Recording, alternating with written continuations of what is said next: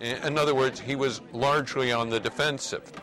More generally, in the issues of concern, Ban Ki-moon opened with a statement on today's just announced World Health Organization raising of pandemic levels to 6. This means that there are flu outbreaks in 2 major regions of the world, and he noted so far the virus has hit mainly developed countries. That is likely to change soon and will have consequences.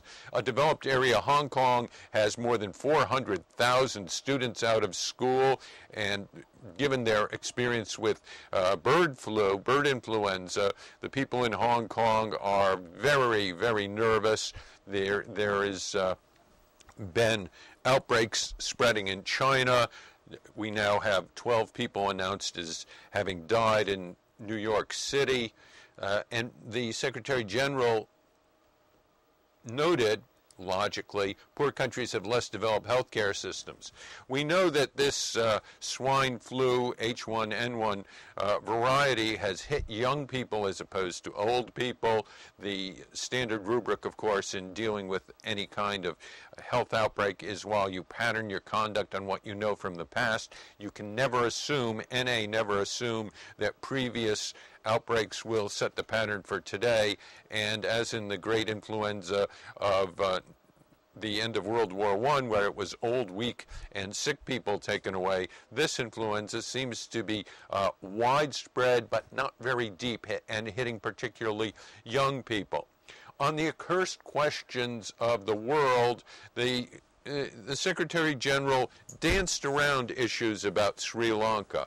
Sri Lanka, he visited, he's calling for transparency and accountability, yet when confronted with the fact that the government of Sri Lanka has not met his agreements to hold inquiries, met with the idea that there are certain problems with doing investigations into war crimes there, and the notion that's widely circulated that if there is going to be any investigation of war crimes, it has to come from the Secretary General or perhaps the International Court of Criminal Justice, because the Sri Lankan government is not going to conduct its own investigations. He demurred and danced around the issue and repeated his oft-quoted assertion that the Tamil Tigers are no longer a force and that the Sri Lankan government must learn to deal with its Tamil minority.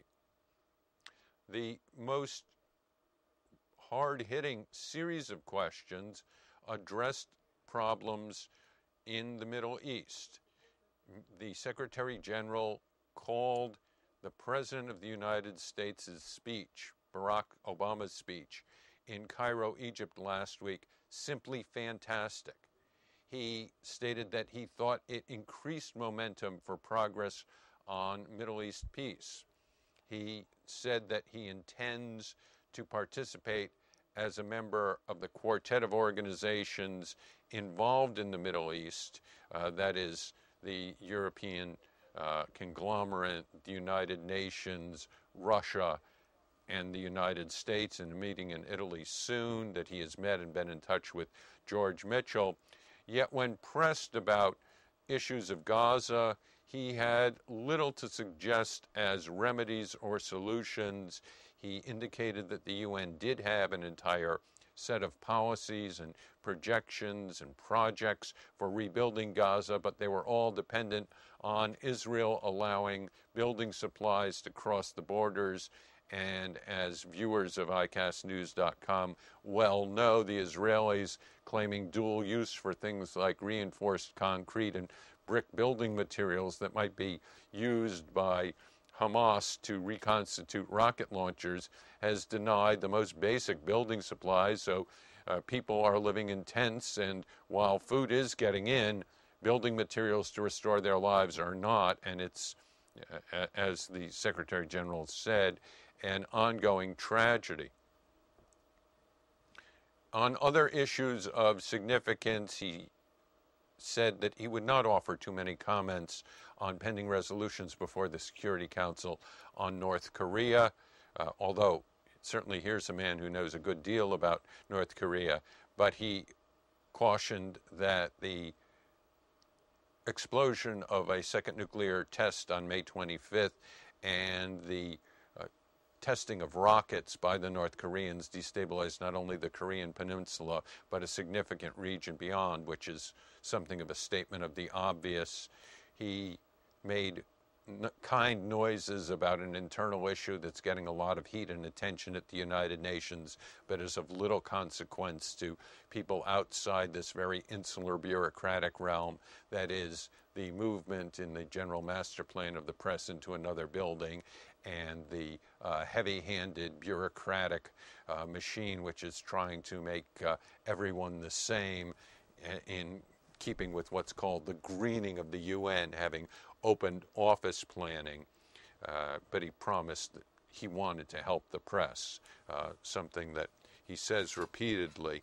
The most notable part of Ban Ki-moon's address today was that he took some 13 questions. He left open what was going to happen to him in the remaining 2.5 years in his tenure, and he said that the hallmark of his life as a professional diplomat has been to take an assigned task and to execute it according to the desires of those who gave it to him, and that from his start in the South Korean diplomatic corps, he has risen up, up, up on the world diplomatic stage by taking what he is given and executing. It remains to be seen how much he will execute. Today, he felt under fire, under pressure, and he exhibited a philosophical side and also the constant in his action, a diplomatic, nuanced dancing away from public statements that would cause any furor. Other than calling President Obama's speech fantastic, there were few powerful adjectives included in the Secretary General's speech, except for a plea to take what he does seriously and to put things in context of not the 1950s and 60s, but of the 21st century. In July, we will look forward to the Secretary General's next press encounter. Until then, I'm Jonathan Sanders for ICASTnews.com, live and direct from the United Nations.